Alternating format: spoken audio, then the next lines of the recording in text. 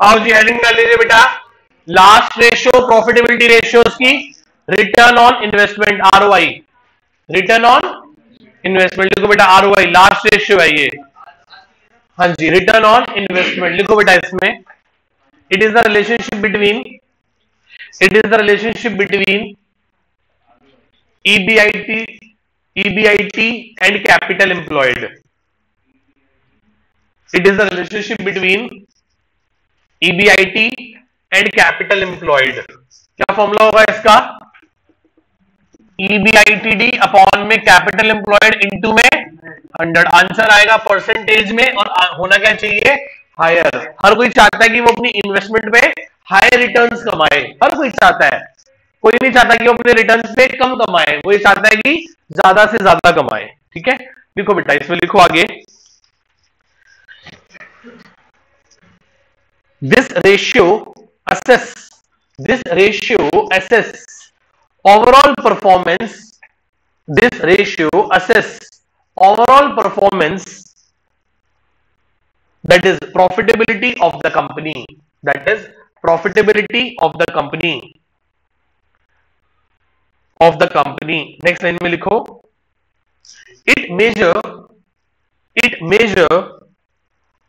how efficient, it measure how efficiently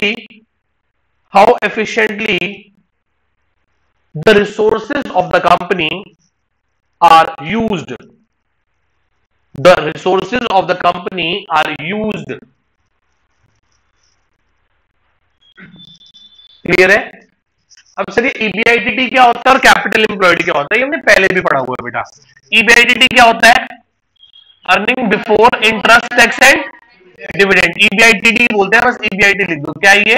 earning before interest and tax. इसमें से minus क्या करते हैं? Interest on debts, dividends, interest on debts, कि कितना कर्जा ले रखा है उस पर आप कितना ब्याज दे देते हो, इससे क्या निकल आता है? EBT। EBT में से माइनस क्या करते हो? टैक्स। भारत सरकार को कितना टैक्स दिया है, तो ये क्या आ जाता है? Earning after tax, earning after tax. ये हमने शायद कहां पढ़ा था? ICR में, इंटरेस्ट कवरेज रेशियो में भी पढ़ा था, याद है? इंटरेस्ट कवरेज रेशियो में क्या पढ़ा था? EBITD। यदि EBITD ही गिवन होगा तो बहुत आसान बात है, और यदि EBITD गिवन नहीं होगा और EAT गिवन होगा तो आप उल्टा सॉल्व कर लोगे पूरे का पूरा। तो बताओ आप EBT कैसे निकालोगे? EBITD का फॉर्मूला बोलो बेटा क्या है? यदि अर्निंग आफ्टर टैक्स गिवन है तो आप बोलोगे अर्निंग आफ्टर टैक्स अपॉन में 1 minus plus interest on debts. ये फॉर्मूला समझ आता है? बोलो समझ आया मैंने क्या किया? मैं नीचे से ऊपर चला गया ये करके, अर्निंग आफ्टर टैक्स को 1 माइनस 3 करोगे तो अर्निंग बिफोर टैक्स पहुंच जाओगे, और उसमें interest on debts minus plus कर दोगे तो कहां पहुंच जाओगे? EBIT पे पहुंच जाओगे। क्लियर है? एक नोट लिखो इसके नीचे, if any income on non trade investment then deducted from EBITD। यदि कोई नॉन ट्रेड इन्वेस्टमेंट की इनकम गिवन है, क्या गिवन है? नॉन ट्रेड इन्वेस्टमेंट की इनकम गिवन है, तो आप उसे क्या कर दोगे? माइनस कर दोगे। आप उसे क्या कर दोगे बेटा? माइनस कर दोगे। ये एक नोट है EBITD में से। कोई डाउट यहां तक किसी को? If any income on non trade investment then deducted from the EBITD। Clear है? अब सर कैपिटल एम्प्लॉयड कैसे निकालते हैं? सर ये तो हमने शुरू में ही सीख लिया था, इस चैप्टर के शुरू में ही सीख लिया था। कैसे निकाल सकते हो? लायबिलिटीज के थ्रू, एसेट्स के थ्रू। लायबिलिटीज के थ्रू क्या होगा? Share holder fund plus non current liability, क्या निकल आएगा? Capital employed. और शेयर, इससे कैसे निकालोगे? Non current assets plus working capital add कर दोगे तो क्या निकल जाएगा? Capital employed. ये राजी कैपिटल एम्प्लॉयड। इसमें भी एक नोट लिखो, इसमें भी एक नोट लिखो। इसका नोट समझ आ गया? इसका नोट समझ आता है? इसमें भी एक नोट लिखो। लिखो इफ, क्या लिखोगे? If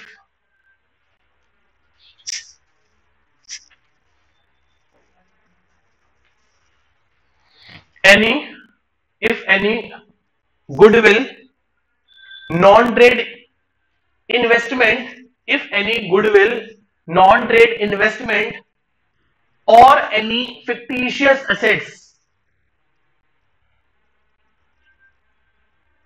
if any goodwill non-trade investment and fictitious assets are given in the question, then it is to be deducted from the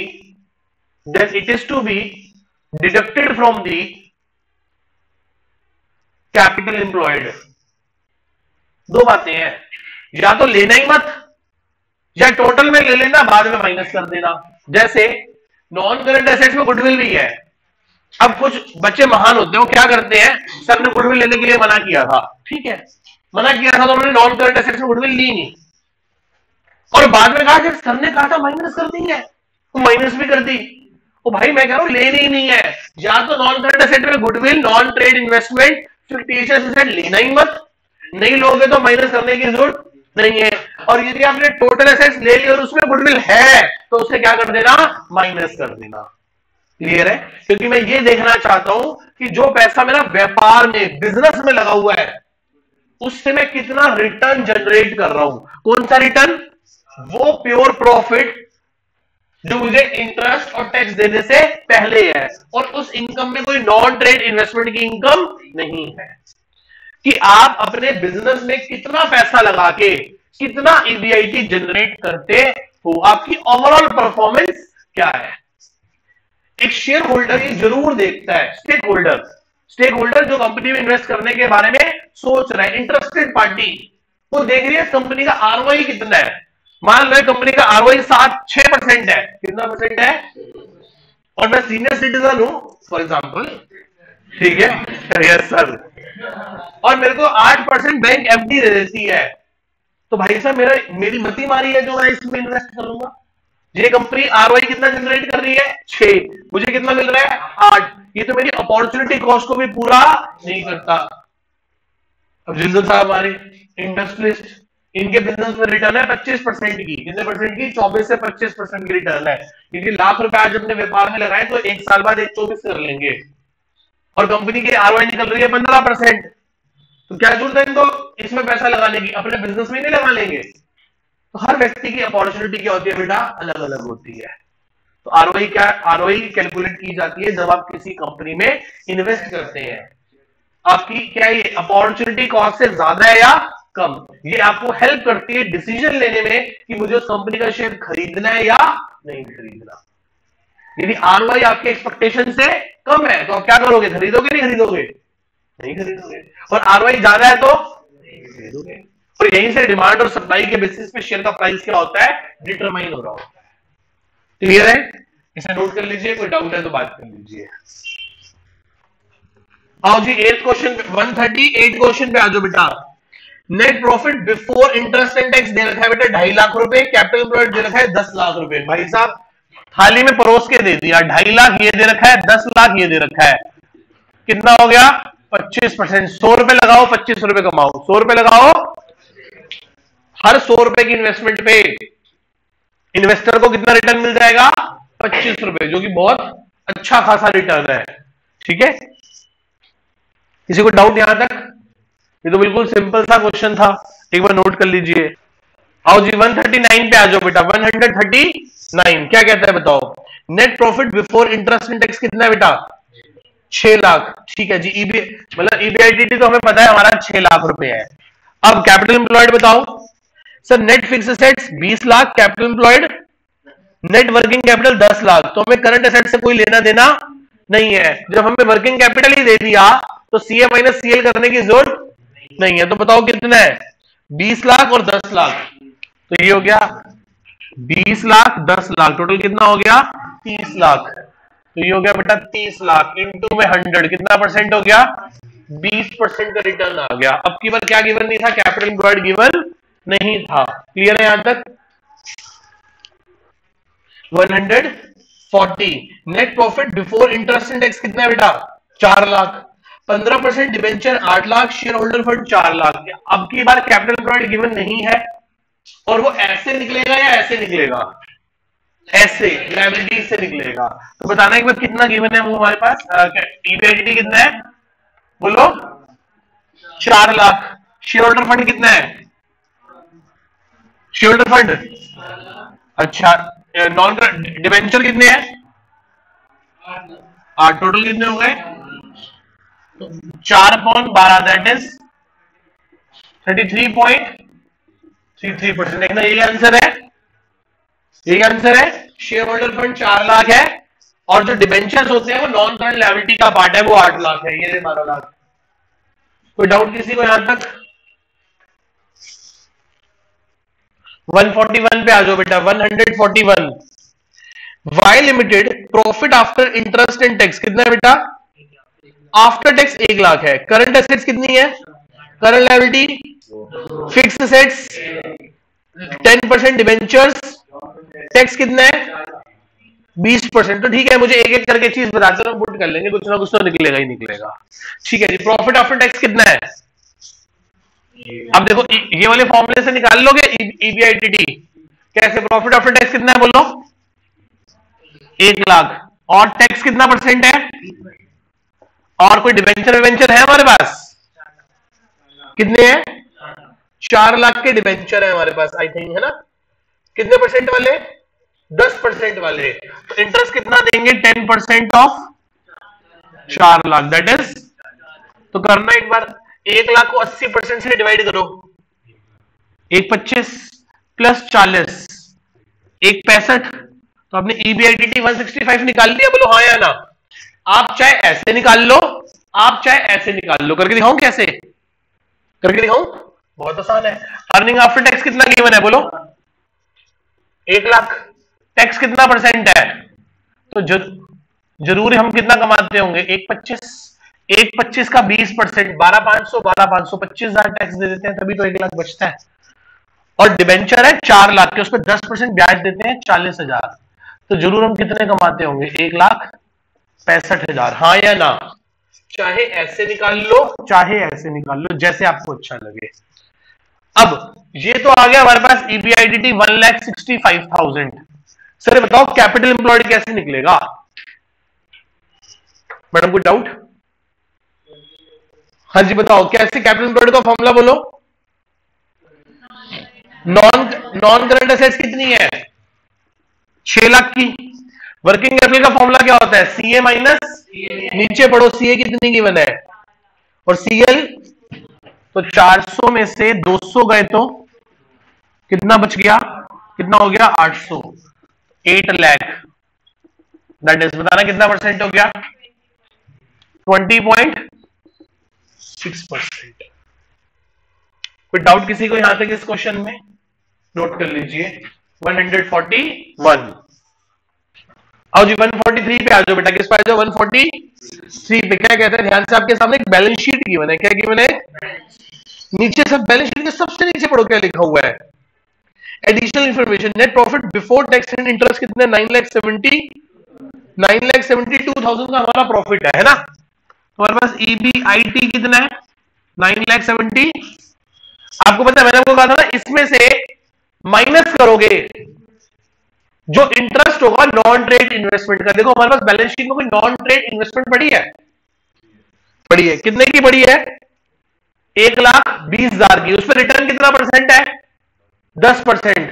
तो 12,000 रुपए उसके क्या कर दो? माइनस। तो कितनी इनकम हो गई? 9,60,000। बोलो हाँ या ना? 972 में कमाता हूं, जिसमें से 12,000 मेरी नॉन ऑपरेटिंग इनकम है। कैसी इनकम है? क्या होती है नॉन ऑपरेटिंग इनकम? जो इनकम आई हो नॉन ट्रेड इन्वेस्टमेंट के रिटर्न से। 12,000 माइनस कर दिया। सर 12,000 कैसे माइनस किए? नॉन करंट इन्वेस्टमेंट में 10% नॉन ट्रेड इन्वेस्टमेंट पड़ी है 1,20,000 की, जिसका ब्याज 10% के रेट पे 12,000 रुपए बनता है। तो 12,000 मैंने उसमें से क्या कर दिया? माइनस कर दिया। तो कितने की बची? 9 लाख अब निकाल लो, कैपिटल एम्प्लॉयड निकालना बहुत ही आसान है, जैसे मर्जी निकाल लो। 16 लाख की आपकी क्या है बेटा, नॉन करंट एसेट्स 16 लाख की, और नॉन करंट इन्वेस्टमेंट 2 लाख की है। ट्रेड वाली लोगे या नॉन ट्रेड वाली लोगे? कौन सी वाली लोगे? ट्रेड वाली तो लोगे, नॉन ट्रेड कंसीडर। तो कितना हो गया आपके पास नॉन करंट एसेट्स कितने की हो गई? 10 प्लस 2 12 लाख की। और वर्किंग कैपिटल का फॉर्मूला क्या होता है? सीए माइनस सीए कितनी है? 14, और करंट लायबिलिटी कितनी है? 8। कितने हो गए? 6। कुल कितने हो गए? 18 लाख। कितने हो गए ये? 18 लाख। करना एक बार, देखो ये 18 ही आएगी ना, लायबिलिटी से निकाल लो। शेयर होल्डर फंड कितने हैं बोलो? 920 और नॉन करंट लायबिलिटी कितनी है? 16 लाख। कितने हो गए बोलो? माइनस करोगे इसमें से नॉन ट्रेड इन्वेस्टमेंट कितनी थी?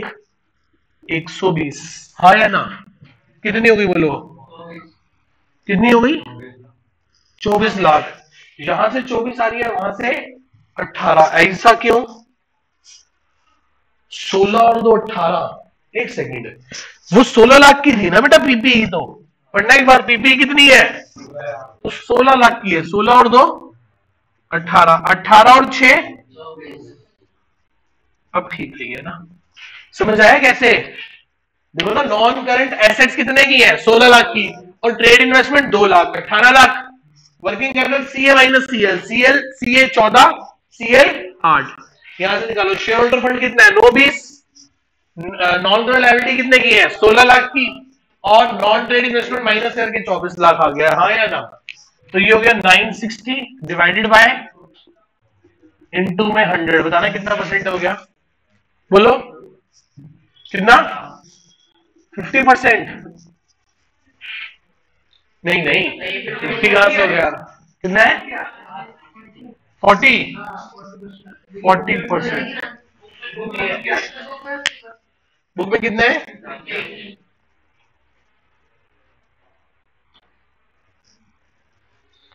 आंसर तो 50 आना चाहिए, जहां तक मुझे भी याद आ रहा है कुछ इस क्वेश्चन को लेके।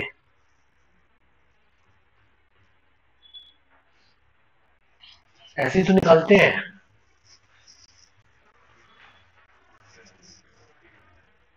फोर्टी होगा बेटा फिर, क्योंकि इन्होंने इलिस्ट्रेशन में ऐसा क्वेश्चन है उसमें 50 है। हट गए भाई।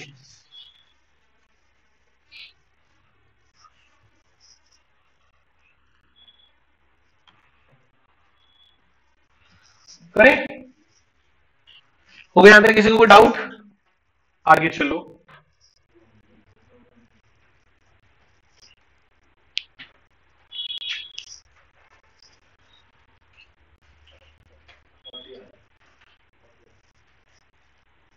हो गया? नोट हो गया सबका बेटा?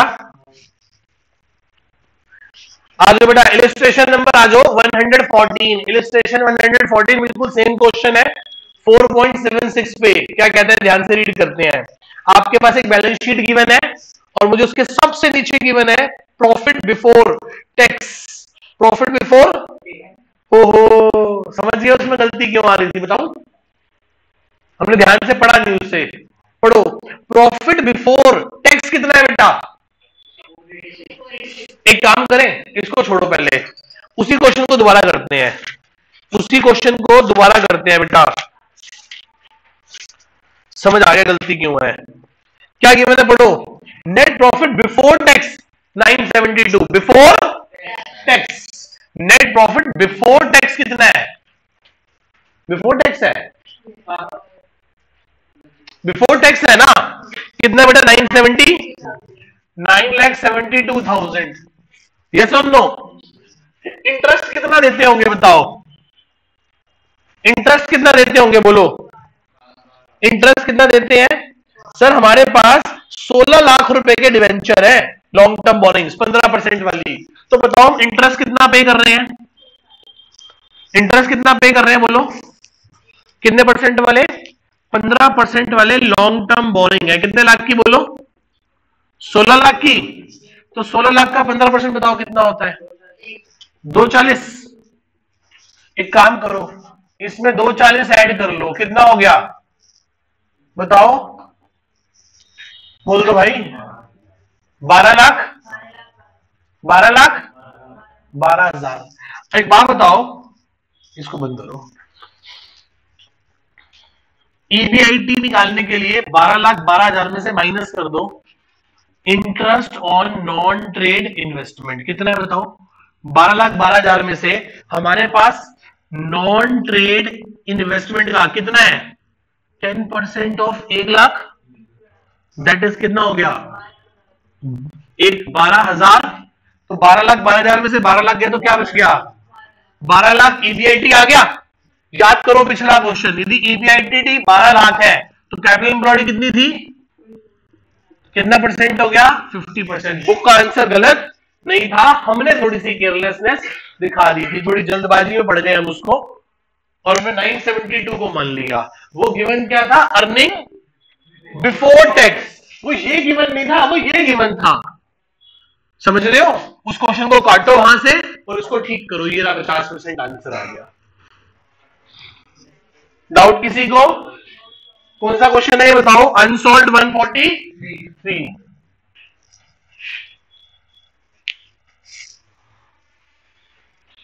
इलिस्ट्रेशन 114 पे आ जाओ, इलिस्ट्रेशन 114 पे पेज नंबर 4.76। आपके पास एक बैलेंस शीट गिवन है, बैलेंस शीट के नीचे आपको प्रॉफिट बिफोर टैक्स गिवन है 486। कितना प्रॉफिट है, 486 का प्रॉफिट गिवन है आपको, गॉट इट, मैं समझ गया। आगे उस बैलेंस शीट में मुझे दिखाई दे रहा है कि हमारे पास 15% लॉन्ग टर्म बोरिंग्स है 8 लाख रुपए की।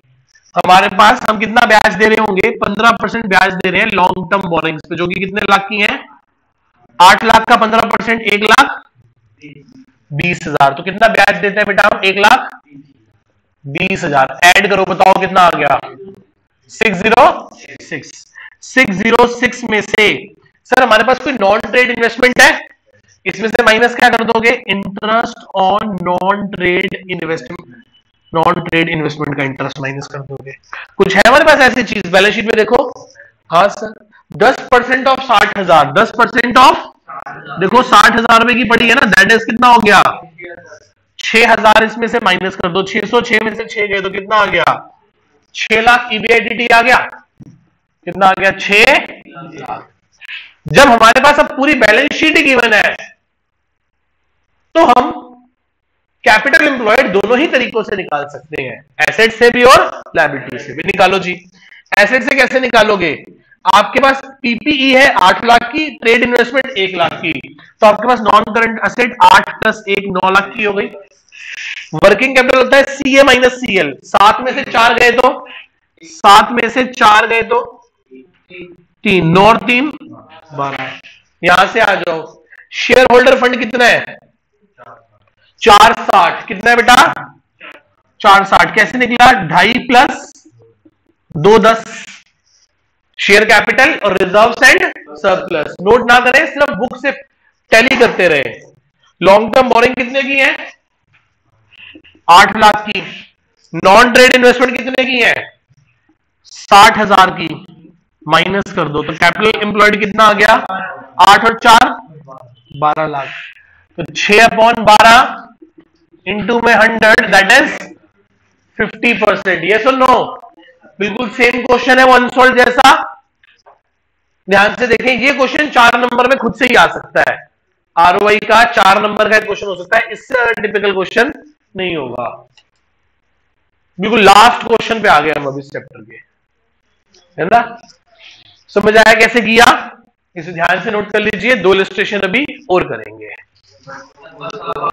आओ जी 113 पे आ जाओ बेटा, 113 पे बताओ क्या कहता है। बहुत अच्छा क्वेश्चन है, 113 एंड 112, तो दोनों ध्यान से करते हैं। पहले 13 करते हैं। Net profit after tax, interest and tax कितना है, 1 लाख। तो क्या गिवन है बताना, 120। टैक्स कितना है, तो बताओ कितना होगा, 240। ये सुन लो, आगे बताओ। Long term trade investment, current asset, equity share, preference share, reserve and surplus, current liability और डिवेंचर्स। हाँ डिवेंचर्स, क्या बेटा, 4 लाख के डिवेंचर है 12% वाले, तो इंटरेस्ट कितना देते हो बोलो, इंटरेस्ट देते होगे 12% ऑफ डिवेंचर्स पे, दैट इज कितने के हैं 4 लाख, दैट इज 48,000, 48,000, 2,80,000, तो बस EBITD तो 288 आ गया। अब क्या निकालना है, capital employed, capital equity share, preference share, reserve and surplus, तीनों मिलकर क्या बनेंगे, शेयर होल्डर फंड। प्लस कर दो भाई, शेयर होल्डर फंड कितना है 50 50 1, कितना हो गया बेटा 2 लाख। कैसे 50 50 1, 50 50,000 50,000 1 lakh. 12% debenture long term borrowing हो गई, वो कितने की है 4 लाख की। टोटल कितना हो गया 6 लाख, यही हो गया ना, यही हो गया ना 6 लाख। तो करो 6 लाख से डिवाइड, कितना हो गया बताओ, 288 डिवाइडेड बाय 6, 48%, कितना हो गया 40। दोबारा समझाऊं कैसे निकाला share holder fund. Share holder fund exist, share holder fund में क्या आएगा बोलो, equity share capital, preference share capital plus reserves and surplus. और लॉन्ग टर्म बोरिंग्स में क्या आएंगे 12% डिवेंचर्स 4 लाख के, वो 50,000 50,000 1 लाख था तो 2 लाख हो गया, ये 4 लाख था। 48%, क्या जबरदस्त है। आओ कुछ रिलेशंस को समझने की कोशिश करें और कुछ बात करते हैं। वैसे ही सिर्फ ये तो क्वेश्चन सॉल्व करना तो एक औपचारिकता थी, आप समझो। कंपनी रिटर्न क्या कमा रही है 48%, और डेट पे ब्याज कितना दे रही है, इनको ट्रेडिंग ऑन इक्विटी 36% फायदा हो रहा है। आप समझ के देख लो, बीएसटी पढ़ते हो ना, ट्रेडिंग ऑन इक्विटी। आप कमा रहे हो 48, दे कितना रहे हो 12, शेयर होल्डर का पैसा कितना लगा है और बाहर वालों का, इस 4 लाख पे भी 48 कमा रहे हो, इस 4 पे भी कितना कमा रहे हो, और उस 48 में से दे कितना रहे हो 12, तो 36% उनको 12 देने के बाद कंपनी के पास 36% बच गया, जो इक्विटी शेयर होल्डर्स को चला गया। किसको चला गया, इससे कंपनी की आरओई बढ़ जाएगी, return on equity, return on, बड़ा जबरदस्त फायदा मिल रहा है उनको। क्या जबरदस्त फायदा है, सोच के देखो। 48 कमाते हैं, 12 दे देते हैं, बचा हुआ 36 किसकी जेब में चला जाता है, इक्विटी की जेब में। इसलिए यहां पे जो अर्निंग होगी ना, वो बहुत अच्छी खासी होगी पर शेयर की। देखो शेयर होल्डर अपने 2 लाख पे तो 48% कमा ही रहा है, और इस पे भी 36% कमा रहा है, उसकी रिटर्न तो बहुत अच्छी खासी निकल आई। क्लियर है इतनी बात, that is called trading on equity. ठीक है, it is a combination of finance and accounts, और वैसे भी फाइनेंस का ही पार्ट है सारे का सारा। तो कंपनी ठीक है, बढ़िया है। सोचो हमारी आरओआई आती 8%, कितनी आती भाई साहब, ऐसी कंपनी में पैसा मत लगा बैठना गलती से भी। शेयर होल्डर अपने पे 8 कमा रहा है, इस पे कितना कमा रहा है 8, और उसको दे कितने रहा है 12, 4% का नुकसान, जो कि किसकी जेब से जा रहा है, शेयर होल्डर की जेब से जा रहा है। इसमें आरओई उसके 8% से भी कम हो जाएगी, क्योंकि उसका जो बेनिफिट है वो ले जाएगा। यहां पे क्या है, चीपर सोर्स ऑफ फाइनेंस का, बोलना जितना भी बेनिफिट मिल रहा है वो इक्विटी को मिल रहा है। देख लो 48 कमाते हैं, 12 देते हैं, 36% का जो लिवरेज मिल गया वो किसको मिल गया, शेयर होल्डर को मिल गया। वो प्रेफरेंस का तो वैसे ही फिक्स होता है, प्रेफरेंस को देने के बाद जो बचेगा वो सिर्फ और सिर्फ किसका बचेगा, इक्विटीज का। किसका बचेगा, इक्विटीज का। बस रिस्क लेने का पोटेंशियल होना चाहिए कि 6 लाख की कंपनी में 4 लाख किसका चल रहा है, उधार का। उधार से काम चलाए जा रहे हैं। टू साइडेड शॉट बोलते हैं उधार को, दो धारी तलवार। जब ऊपर लेके जाती है तो ऊपर ही लेके जाती है, आपको बहुत बेनिफिट देती है, और जब फंसाती है तो जबरदस्त फंसा देती है। तो आपको ये समझ होनी चाहिए कि कब आपकी रिटर्न्स कम हो रही है और आपको अपने लोन्स रीपे करके खत्म कर देने हैं, कि आप सही से प्रॉफिट जनरेट कर सको। और जब बिजनेस में बूम आएगा ना, तो जितना मर्जी उधार लेते रहना। 48% कमा रहे हो, मैं कह रहा हूं 40 लाख ले लो यहां से, उसका सीधा सीधा बेनिफिट किसकी जेब में जाएगा, शेयर होल्डर की जेब में। जितना ज्यादा लिवरेज करते जाओगे, जितना उधार लेते चले जाओगे, उतना रिटर्न बढ़ता चला जाएगा शेयर होल्डर का। पर यदि सिचुएशन उल्टी है कि आपका ये क्या है, इसे बोलते हैं कॉस्ट ऑफ डेट। क्या बोलते हैं? Cost of debt. उधार की कॉस्ट 12% है। कॉस्ट ऑफ डेट यदि ज्यादा है आरओआई से, तो सर हमें उधार और रेज नहीं करने चाहिए, उल्टा पड़े हुए उधारों को रिडीम कर देना चाहिए। पड़े हुए उधारों को और रिडीम करने से आपकी प्रॉफिटेबिलिटी बढ़ेगी, कम नहीं होगी। आप समझो ना, मैं आपको सिचुएशन देता हूं, ये 8% है 12% है। लोन लेने में फायदा है कि लोन चुकाने में फायदा है? चुकाने में फायदा है। उस सिचुएशन में आप बिजनेस की कुछ एसेट्स कटकाओ और लोन रीपे कर दो, तो आप अपने 2 लाख पे 8% कमाते रहोगे, नहीं तो अपने पे भी 8% नहीं कमाओगे। लॉजिक लगाओ, क्योंकि इस पे 8 कमाओगे और 12 दोगे, 4 पल्ले से, जेब से। इससे अच्छा यही है कि कुछ एसेट्स बेचो और लायबिलिटीज को पे ऑफ कर दो। तो लोन अच्छा भी है और लोन बुरा भी है। अच्छे में अच्छा और बुरे में बहुत बुरा। यदि आपका पतन 5 साल में होना है ना, तो आपका पतन 1 ही साल में हो जाएगा यदि आपने लोन ले रखे हैं। ऐसी सिचुएशंस में आप 5 साल सर्वाइव कर सकते हो। डेट तो है नहीं मेरे ऊपर, काम कम भी है, मैं काम चला लूंगा। और आपके ऊपर अच्छे खासे डेट है और आपकी अर्निंग डेट के इंटरेस्ट से कम है, तो जो आपके पास 5 साल का पेट्रोल था ना चलने का, वो आप 1 साल में खत्म कर दोगे सारे का सारा। लोगों को यही बात समझ नहीं आती, कब डेट रेज करने हैं और कब डेट को रिडीम करना है। मोह हो गया ना, एसेट नहीं बेचूंगा अपनी, अरे भाई बेच इसको, फिर बन जाएंगी, बूम आएगा तो। अभी रिसेशन है, बेच दे और लायबिलिटीज को पे ऑफ कर। नहीं, छोटा नहीं करूंगा बिजनेस, शांत से बैठूंगा। हमें लग रहा है कि भैया डिमांड अच्छी है इस टाइम मार्केट में, बड़ा सेंटर कर लिया। हमें लगता है कि नहीं यार, काम कम हो गया 2 साल 3 साल किसी कारणवश, छोटे सेंटर पे आ जाओ। इतने बड़े सेंटर का रेंट देने की जरूरत क्या है? छोटे स्केल पे आके काम करना शुरू कर दो ना। आपके पास बिजनेस कैसा है, आप उस हिसाब से अपने पूरे स्ट्रक्चर को तैयार करोगे। और लोग इसी चीज में फंस जाते हैं, स्ट्रक्चर बड़ा कर लेते हैं, काम बड़ा नहीं हो पाता। या कई बार लोग इतनी रिस्क भी नहीं ले पा रहे होते कि काम तो बढ़ गया पर स्ट्रक्चर नहीं बड़ा कर पा रहे, तो भी प्रॉब्लम है। फाइनेंस आपको बिजनेस करने की आर्ट सिखाता है, और इसे रेशो और 4 नंबर के क्वेश्चन समझ के ना करें, इसको एक आर्ट समझ के करें कि हमें बिजनेस में कैसे हेल्प मिलेगी इससे आगे चल के। ठीक है, चलो खैर वापस आते हैं 112 पे। आओ जी, 112 इंपॉर्टेंट मार्क कर लीजिए। 112 ध्यान से पढ़े बेटा। नेट प्रॉफिट बिफोर टैक्स कितना बेटा? 24%। कितना बेटा? टैक्स 50%।